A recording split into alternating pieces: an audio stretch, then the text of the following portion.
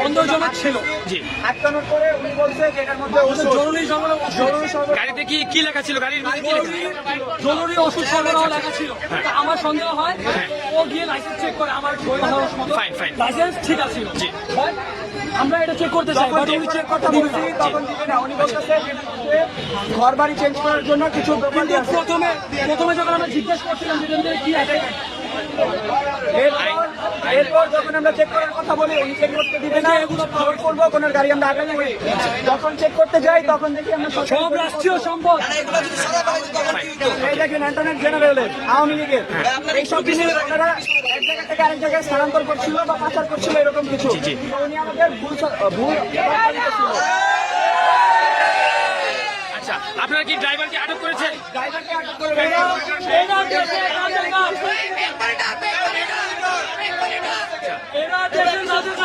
আচ্ছা, আপনারা কি ড্রাইভারকে আটক করেছেন? ড্রাইভার কোথায় আছে? আপনি কি এই গাড়ির ড্রাইভার ছিলেন? আচ্ছা, এখানে কি হয়েছে বলুন তো? এগুলো কার মালামাল? কার বাসা এটা? কার বাসা? আপনি কার আন্ডারে আছেন? হ্যাঁ, এই যে আপনি এই গাড়িতে এই মালগুলো ঢুকাইছেন, কে অনুমতি দিচ্ছে? কে ঢুকাইছে? আমার গাড়ি নিয়ে গেছে। হ্যাঁ, ওনারা উঠাই দিয়েছে, আমি নিয়ে আসছি। আচ্ছা, কে উঠাইছে? নাম কি তার? আপনি তো আপনাকে যে কে উঠাইছে আপনার নাম কি?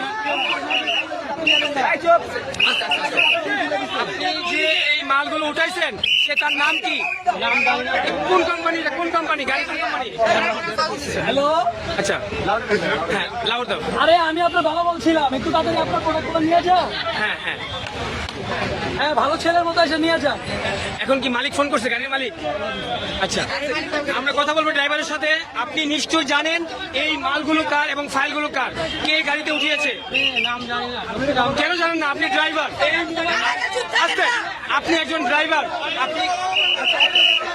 আপনি একজন ড্রাইভার, আপনি নিশ্চয়ই কারো আন্ডারে চাকরি করেন।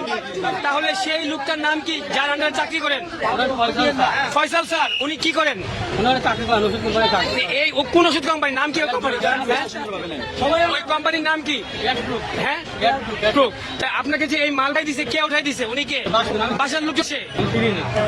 আপনার কোনো সমস্যা ড্রাইভার? আপনি বলেছেন কেন দিলেন? আপনাকে যখন আমি প্রথমে বলছিলাম, আচ্ছা, এক মিনিট। আপনাকে যখন আমি প্রথমে বলছিলাম, আমি জিজ্ঞেস করছিলাম সুন্দরবন কি আছে, আপনি আমার সুন্দরবন জবাব দিচ্ছেন ওষুধ আছে, হেমো দেখেছি ওষুধ। তা আমি খুশি হলাম যে না থাক, ঠিক আছে।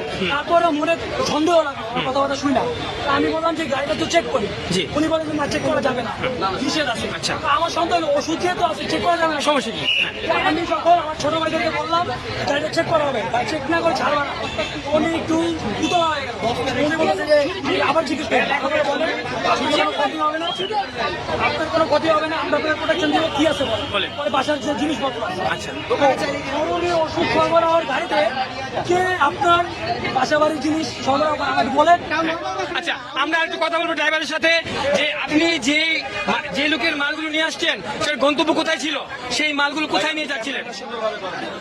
কোথায় নিয়ে যাচ্ছিলেন? কাশিমপুর, আজিমপুর কার বাসায় নিয়ে যাচ্ছিলেন? আপনি কোনো ঠিকানা জানেন নিশ্চয়ই? আজিমপুর কার পাশে? কার বাসায়? বাসার অ্যাড্রেস কোথায়? আচ্ছা, কে ফোন করছে? নাম্বারটা দেন, ফোন নাম্বার নোট করো। ফোন নাম্বার নোট করো। দর্শক, আপনারা দেখতে পাচ্ছেন যে একটি জরুরি ঔষধ গাড়ির মধ্যে, এই যে মানে প্রচুর পরিমাণে ফাইল, এবং আমরা দেখতে পাচ্ছি যে অ্যাটর্নি জেনারেলের ছবি সহ কে এই ব্যক্তি যে এখানে অনেকগুলো জিনিসপত্র এই গাড়ির মধ্যে লোড করে নিয়ে যাচ্ছিল। আমাদের ছাত্ররা, বৈষম্য বিরোধী আন্দোলনকারী ছাত্ররা রাস্তা পাহারায় এবং ট্রাফিকের দায়িত্ব পালন করছিলেন। এই মুহূর্তে এই গাড়িটিকে তাদের চোখে সন্দেহ হয়, তাকে চেক করতে গিয়ে গাড়ির মধ্যে বিভিন্ন ধরনের এরকম মালামাল, জরুরি ওষুধ গাড়িতে পেয়েছে। তো আমরা কথা বলেছি ড্রাইভারের সাথে, এগুলি রাষ্ট্রীয় সম্পদ, এগুলি আমরা আটক করেছি এখানে। তো ড্রাইভার বলতে পারছে না যে আপনি কিছু বলেন।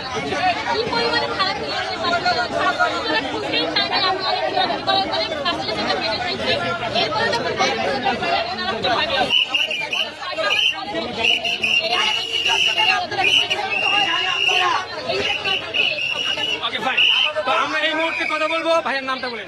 হোসেন মোহাম্মদ হোসেন মাহমুদ একজন আন্দোলনকারী স্টুডেন্ট ছিলেন, যিনি হচ্ছে রাস্তা পরিচালনার দায়িত্বে আছেন বর্তমানে বাটা সিঙ্গেল মোড়ে, যার দায়িত্বে কিছু স্টুডেন্টরা এখানে রাস্তাগুলোকে ভালো করে পাহারা দিচ্ছিল এবং গাড়িগুলোকে ভালো করে সাইড করছিল।